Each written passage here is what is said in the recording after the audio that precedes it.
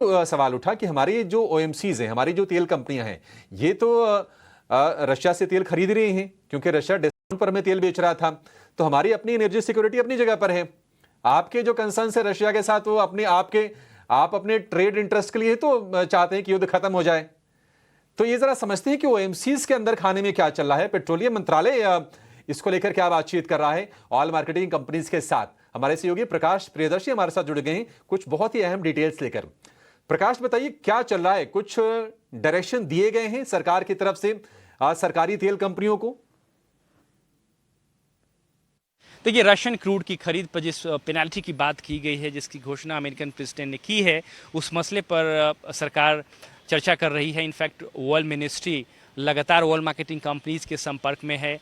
इस मसले पर चर्चा की जा रही है, क्या वैकल्पिक उपाय हो सकते हैं, इसकी समीक्षा की जा रही है। और साथ ही साथ सूत्र हमें बता रहे हैं कि सरकार किसी जल्दबाजी में नहीं है, कोई कंसर्न भी नहीं है इस वक्त, लिहाजा काफ़ी धैर्यपूर्ण तरीके से इस मसले पर विचार किया जा रहा है और क्या वैकल्पिक उपाय हो सकते हैं उस पर चर्चा की जा रही है। साथ ही साथ सूत्र इस बात की भी जानकारी दे रहे हैं कि जहां तक रशियन क्रूड की खरीद की बात है, ऑयल मार्केटिंग कंपनी जिस पर फैसला करेंगी, जो उनका बिजनेस इंटरेस्ट होगा, उस बात को ध्यान में रखते हुए वो इस पर निर्णय लेंगी। साथ ही साथ सरकार जो है इस बात को लेकर प्रिपेयर्ड है कि किसी भी तरह का जो चैलेंज आएगा उससे निपटा जाएगा और इंडिया का जो एनर्जी सिक्योरिटी है उसको इंश्योर किया जाएगा, उसको प्रोटेक्ट किया जाएगा। साथ ही साथ दुनिया में कहीं भी अफोर्डेबल रेट पर अगर क्रूड की उपलब्धता है, सरकार इस बात को लेकर कमिटेड है कि उसकी खरीद की जाएगी ताकि जो कंज्यूमर इंटरेस्ट है उसको प्रोटेक्ट किया जाए। तो जाहिर तौर पे जो मौजूदा डेवलपमेंट्स हैं उस पर काफ़ी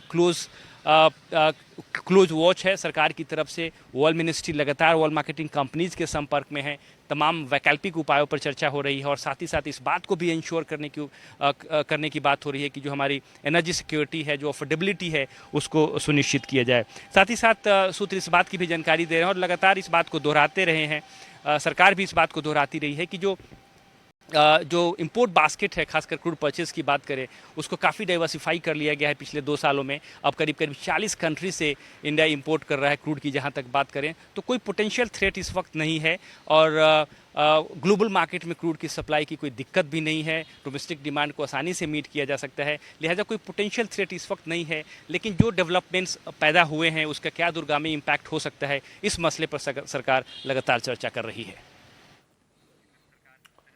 ठीक है प्रकाश, बहुत शुक्रिया इस जानकारी के लिए। आपको बता दें कि भारत अपनी एनर्जी की जो टोटल जो ज़रूरतें हैं, अगर हम क्रूड की बात करें तो 89% तो हम इंपोर्ट करते हैं, बाकी 11% हम खुद से क्रूड का एक्सप्लोरेशन करते हैं।